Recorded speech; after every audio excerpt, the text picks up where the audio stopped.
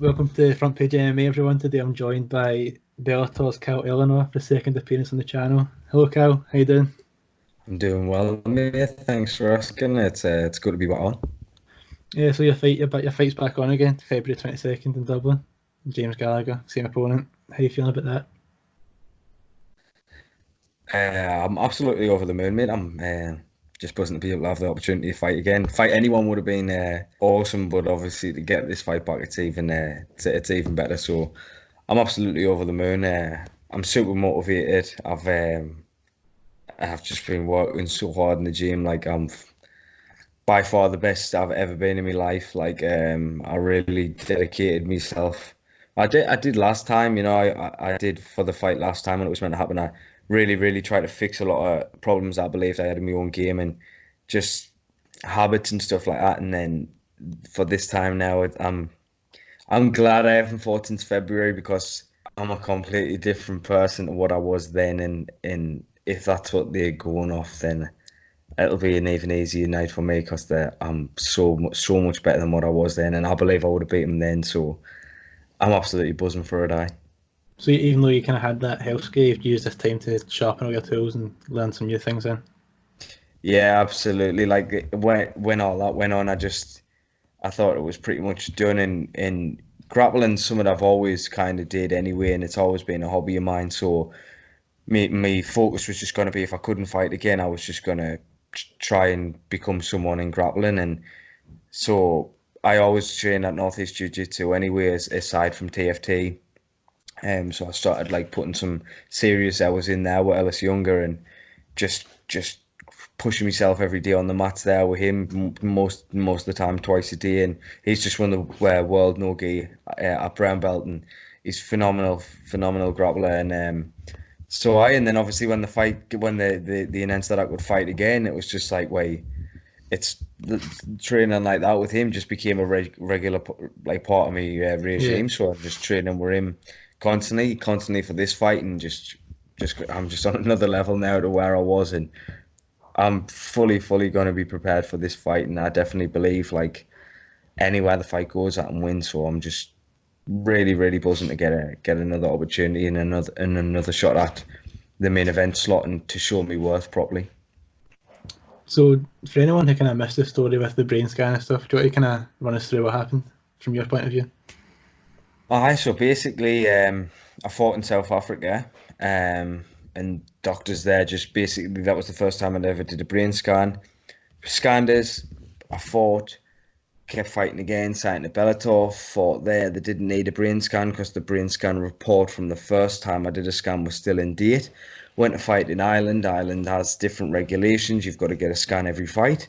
So they made us get a scan, and then when I got the scan, they said something had came up on the scan that needed a doctor's assessment. Sent us for an assessment, and then said basically told us that from what the scan was showing now to what the other scan was showing was like ridiculous amounts of damage, ridiculous amounts of change. Um, Part of my brain had started to separate. There was black spots on it. All this kind of stuff. Basically, told us to retire. Told us I was going to end up in like a vegetable. You know what I mean? Seeing like all sorts of illnesses were going to come my way and stuff like that. And then basically, just left us in a horrible position. And then I managed to get the images from the first scan, which I didn't even know were a thing. You know what I mean? I just took whatever the doctor had said as gospel. You know what I mean? He's a professional, and obviously he's worked with a lot of fighters before as well. And I was recommended him and heard he was the best at what he did. So obviously his recommendation, I took it on board. You know what I mean? And he was saying that basically there's no way a doctor would have been wrong, and that the professionals wouldn't have got it wrong. But that would be me only ever hope to fight again was if they had got it wrong. And so I managed to get these images. Alistair Bishop, who lives in South Africa, managed to get us these images from the lab in Johannesburg. He sent me them. I sent them to Bellator. Bellator got them checked with Safe MMA, and it turned out that they basically said, like off the record, that could tell us that the doctors were wrong, and that whatever doctor it was, whoever it was that had filled the sheet in, and basically just that they got it wrong on the sheet, which was highly unlikely because they deal with that kind of thing every day in day out, and they know exactly what they're looking for.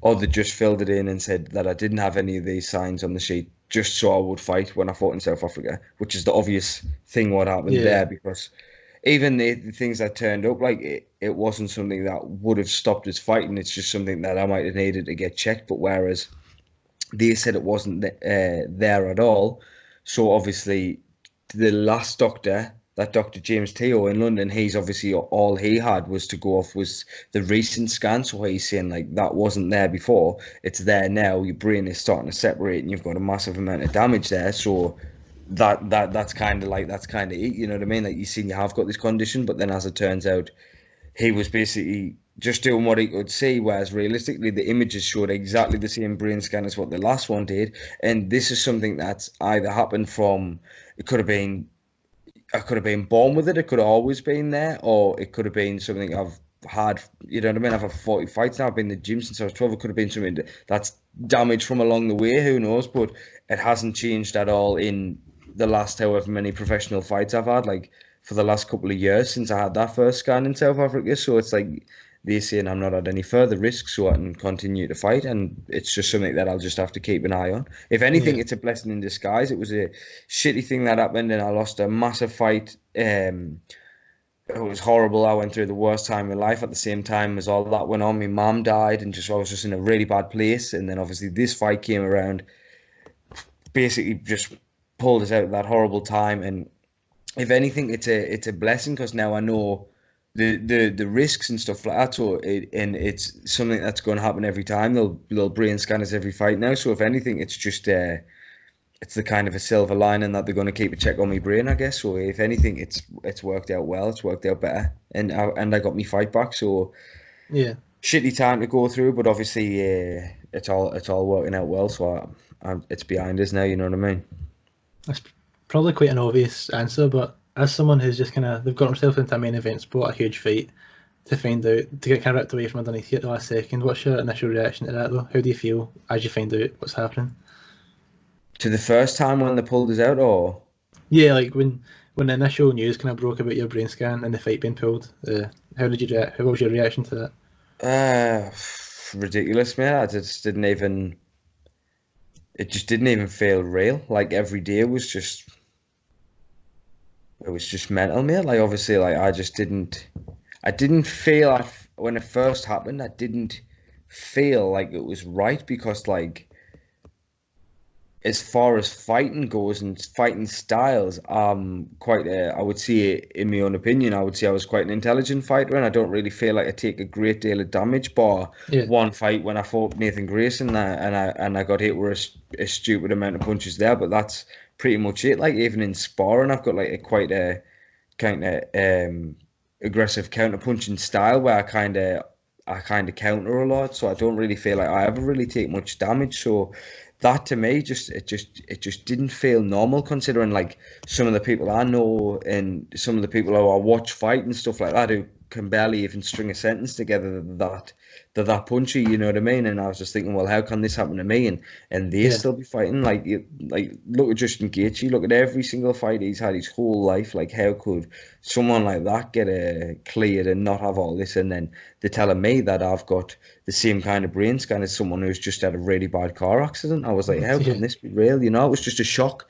And I just couldn't understand how it had happened. And obviously, like, fighting's been my life for so long, you know what I mean? I boxed my whole life and then I fought in MMA since I was 18, you know, I'm 28, nearly 29 now, and I just couldn't understand it, and it just didn't seem as daft as it sounds, it just didn't seem fair. Like, it just didn't mm, seem like I put so much hard work in and I've believed in myself so much and I've put my life into it for it to end that way. And I just thought, like, if that's it all said and done, I just wasn't happy with the level of success I got because I believe that I should be way beyond where I am now. And I believe that in my head, I still thought like that's where I was heading, you know. So for it all to get pulled like that and for me telling us it was done and stuff like that, it was just turned my world upside down. But yeah.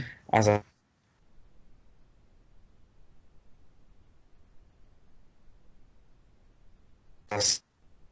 shows us how much like I've always wanted this life, you know, and how much I do actually truly believe in myself and that I will get there. And that scare was, if anything, a kick up the arse, and it really did motivate us and shows us that, like, obviously, especially, like, it's a short career, and in terms of like setting yourself up for good and legacy and stuff like that. So I just want these next few years to be as big and get as many of the biggest fights as possible. So it's, if anything, it's just kind of really lit a fire in us and Yeah, really makes us want to push harder. that's something I was going to ask you about. Do you think having everything kind of torn away for a little while, do you think that's made you kind of mentally stronger and more determined than you were before? Absolutely. Like, I've always been motivated anyways in fighting, I always work hard. I always do extra, and like, I learnt my lessons young. I lost fights as a kid that I should have never have lost, or I've took short notice fights when I've been in school, and you phone call on the day like, oh, do you want to fight tonight? Do you want to box tonight? And I've done it, and I've done that, and learnt me lessons there. You know what I mean? Like, and that's why I'd always work hard. I know, like, obviously, like, there might be people who's more athletically gifted. There might be stronger people. There might be better grapplers. There might be whatever. But all round, and when you put the work rate and the pace that I bring, I feel like that's why it makes me kind of up there and will make me one of the big names in this bantamweight division, because of me work rate and how much I want it. And as I say, that all comes from learning my lessons young. So this has definitely just motivated us even more. And I literally haven't been at the gym. Like, I've worked so hard, and I'm so fit already that if I would love the fight to be this weekend. You know what I mean? Like, this is the hard part now. This is the bit that I dread, the camp, because of how Yeah. grueling it is on my body every time. But it's worth it now, and I'm just super lucky, and I'm super thankful to be here for it. So, how are you with that sort of weight cutting? Are you far above 135, or are you kind of within reaching distance all the time? I wish I was within reaching distance all the time, mate. If I was to sit here and say I was within reaching distance of it all the time, I'll be a liar. I would love. I'm going to try, and obviously after this fight, like, I've took as long as I'm not injured, as long as I've got no cuts or anything like that, I've got a grappling match in Scotland a couple of weeks after, against a good grappler from up there. He's a cool guy as well, so I really want to stay light and stay on the ball for him, because we were meant to do it before, and it was at the same time as the last fight. Funnily enough, it was not long after that, and when all that shit went on and my mum died, I wasn't in a good place, and I wasn't even in the gym, so it wasn't fair to him to go up there out of shape and not give him the kind of match he deserves. So I kind of so this time I really want to do him a justice, and do this fight, and then go up there and have a good grappling match with him, because it'll be, especially if I beat James, there might be a bit of a buzz around my name and stuff, and if people see that I'm Yeah. competing against him, it might put a bit of attention on him as well, and he deserves it. He's a really nice guy. It's Stevie Way, not Stevie Ray from Dinky Ninjas. It's Stevie Yeah. Way, the grappler. He's a purple belt, a good purple belt. He's a super sound guy. Um, so I'm going to try and stay as light as possible after this fight, and that match is at 70, so that shouldn't be too hard to stay around there. But in the past, I've been 85 kilos and stuff like that, like a couple of weeks after a fight, and that's ridiculous. You know what I mean? That's Yeah. what's that? What's that? 185? Is that 185 pounds? Rough thereabouts, kind of. Yeah. That's 50 pounds heavier than the weight I fight at. You know what I mean? It's Yeah. ridiculous. It's too much. It's too heavy. I look like a different person. Like, my head's like a flat screen telly when I'm above 80 kilos, and it's just not attractive, and it's not good for my career, like longevity. You know what I mean? So Yeah. after this fight, stay fresh as long as I can get through it injury free, and then do that grappling match. I've got a couple of grappling matches in mind, and I want a quick turnaround if I can. I'd love to fight in April. There's a card apparently coming back in Newcastle, Mm. and I'd love to have a busy year. Like, 2020, I believe, is going to be my year. And after the last year that I had the worst year of my life last year. Aside from my son being born, it was by far the worst year of my life. So I believe this year is the year to really, really make it happen for myself. So I'm going to definitely try and stay around. As long as I stay around, as long as I stay around 70 kilos, 70 odd kilos, 72 kilos at the max, I reckon Yeah. is fine. I could even, if I'm fit, I could even take a short notice fight at 72 kilos. You know what I mean? I was 69 kilos well, I was 68.9, so 69 kilos the morning before the weigh-in when I fought Nathan Grayson in February. You know what I mean? And I did over a stone in the bath that night. I completely messed that cut up. That's the most I've ever done. Like there's like Yoel Romero levels of cutting, and Yeah. I went to Sweden a couple of weeks before the fight, and I came back, and my weight was just ridiculous, and I couldn't.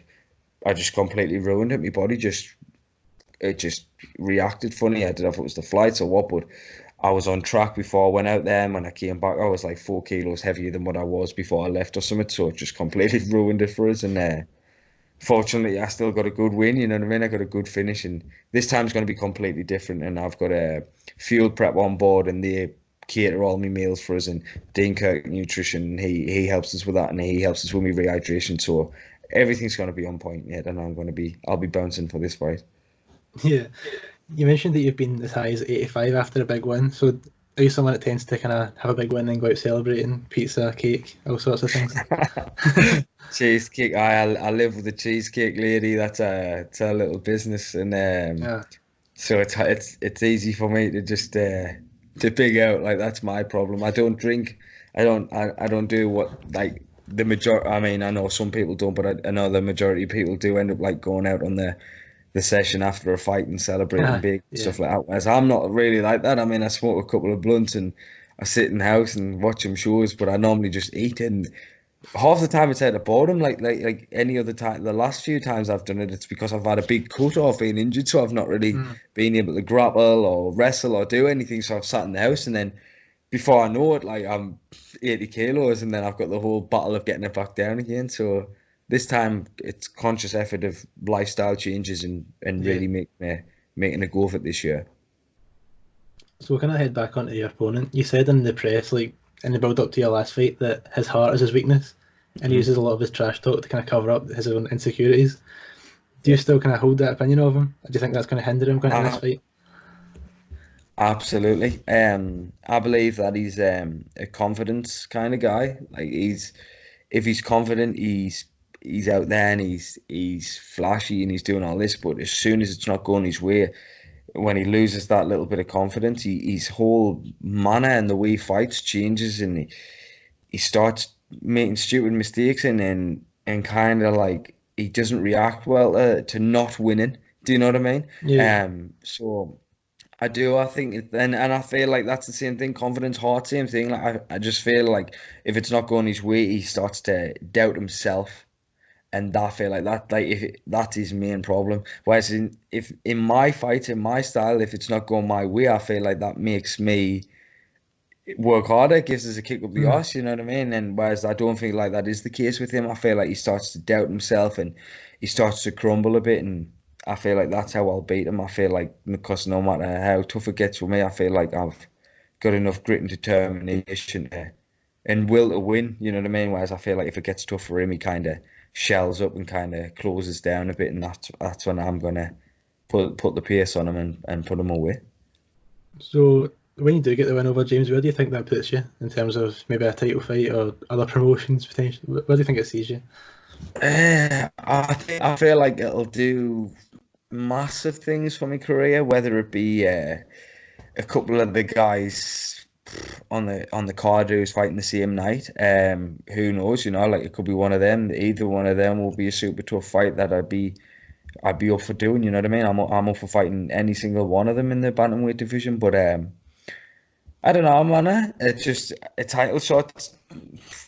You know, if I beat James, I doubt they'd give us a title shot straight away, but they might say like they could maybe give us a top contender, and if I beat Yeah. him, who knows? But I would love to fight for the belt one day, but literally all I want to do is just fight the best people. So if the belt comes from me doing that, or the opportunity to fight for the belt comes from that, that's perfect. But I'm not really asked. All I want to do is just fight whoever is in front of us and fight the best people, and really, really show that I'm trying to do that. You know what I mean? Like I want to show that I've took the hard route. You know what I mean? Like if I beat James, there's two really big prospects essentially in my first two fights for Bellator. You know, Nathan Grayson coming Yeah. over from being a cage warriors champion with loads of knockouts on his record.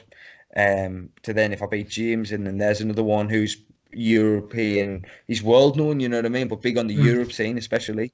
Um, so who knows, man? Hopefully, smash James and get a nice, good fight at home, and get to America and fight a big name in America. That would be nice, you know. But as I say, I'm not fussed, and I don't really care who it is or where it is. Really, I want to fight, and I just want to fight James and see where I'm at. You know what I mean? See how the fight goes, and if I do put him away and I am fresh, let's see who the offer is. You know. But as I say, as far as who and when, I'm not bothered. As I'll just fight everyone and anyone. You know what I mean? Yeah. You may have just answered my next question, but I was going to ask what motivates you now. Is it the kind of Bellator title? Is it money? Is it like trying to get to maybe the UFC one day? Like what is it that motivates you? See, it's a funny one. I do love competing. I always have. I love testing myself. I love battling against my own mind. You know what I mean? I've always thought it's what I've always done, and every time it gets harder. Like it's every time anyone who says, "Oh, they're not nervous" or whatever is a complete liar. It's absolutely terrifying. It's horrible, but at the same time, it's an amazing experience, and there's something special in it. It's like it's mad. It's like a lucid dream. It's like it hasn't really even happened. You know what I mean? Even when you're in there, it's absolutely wild. It's like you just I cannot even explain how alive you feel, you know. And so I've just whatever, you know. I have money, yeah. Obviously, especially if I win this fight, I get a decent purse. But I feel like because I think there's only 2 months on my contract left. If I beat James, I'll be relatively almost a free agent, and I don't want to. If the UFC offers us a contract, I'm happy to stay at Bellator. You know, like I'm happy at the way the promoting is. You know, and I feel like if you go to the UFC, I feel like they might have a tendency to kind of just look at you like another number kind of thing. Whereas Bellator they actually are like a good organization to be fighting for. I mean, look at this, like they've given me this opportunity back again, you know, and when they could have just got anyone in my place and they could have just kind of been the wheelers or whatever, and they haven't, and they've really backed us, and they are promoting us really well. And I feel like if I beat James, they're not going to want to have built me up like that and promoted me like that and give me a main event slot twice to then let us go to another organisation. I feel like they'll offer us a completely new contract, maybe a 5-fight deal or much more money, and I'll be happy to sign that. Like obviously now fighting and creating a legacy is what I want to do, but at the same time it's my job, it's my profession, so money is a big part of it as well, and I'm getting paid decent now, and so hopefully they re-sign us and give us plenty more fights and plenty more money, and I'll really set myself up. But in doing so, I'll have amazing fights as well on the thing. Like I'm a good person to have in their kind of roster, you know what I mean? Like, because I believe I will always be in enjoyable fights. I'm not going to come in. You're not going to see me come in and crotch dive somebody and try and just hold somebody down and beg for the time to run out. You know what I mean? I'm going in there and I'm looking to finish someone, and they'll see that, and especially like me heart as well. Like as I said earlier, like when I am hurt or when it's not going my way, I still dig deep and I still always look for a way to finish, and I try things. I'm not scared to I don't fight safe. Like I'll jump for something, or if I see submission, I'll go for it. I'm a finisher, and that's what I do. So I believe that I fit their kind of brand well, and I like the show as well. Obviously, like the way they promote it, and I feel like they're more about the show as well. Like kind of the UFC kind of more. I don't know what way to kind of word it, but I feel like Bellator's a lot more like Pride. You know how it's a lot more like a show, and it's like A lot more show kind of business kind of theatrics, thing, and I like that aspect of it. I think it's cool. You know what I mean? I feel like especially now in this European series, if I win this fight, I feel like we've got a gap in the market for me. There's not a UK bantamweight who they could really promote the way they could promote me if I beat James. Do you know what I mean? So I feel like that's my kind of slot in the market, and so I'm definitely wanting to stay with Bellator. That is what I kind of thought when, like you said, how they gave you the fight again after it all fell through. They think you're the guy. I think they see maybe a star power in you, and they believe that you might give James Gallagher some trouble. So obviously, you could argue that maybe, apart from maybe Michael Page and stuff, James Gallagher is probably Bellator's one of the biggest stars, and they'll give you another shot at them. So usually you wouldn't really find that. So I think they maybe see something new that they're trying to really push against one of the big guys. Is that what you kind of think as well? That's exactly what I believe as well. Yeah, like just the way they are, and just the way I talk to them, and the relationship I have with them. That's exactly what I feel, and I think like they're covering all bases really. Like obviously they see me as a threat to James, because if they didn't, they would have promoted this as if it was all James and as if I was just Yeah, some nugget like the rest of them who he's yeah, crushed. You know what I mean? Whereas I believe they think, actually, you know what, this might be a bad one for James. Let's get behind the other guy as well, and then if he does win, it's already there, it's already built up, and people already know who he is, so the push is already there. Do you know what I mean? That's what I feel. yeah, yeah, So, and I believe I will. I truly believe that I will go there and shock them all, like they're saying, shock of the century and stuff like that. And I think that's crazy. Like in a fight like this as well, when we're so evenly matched and statistics and stuff like that, I think to see the shock of the century is like mad. But that just makes me even believe that's why they're getting behind us even more, because I feel like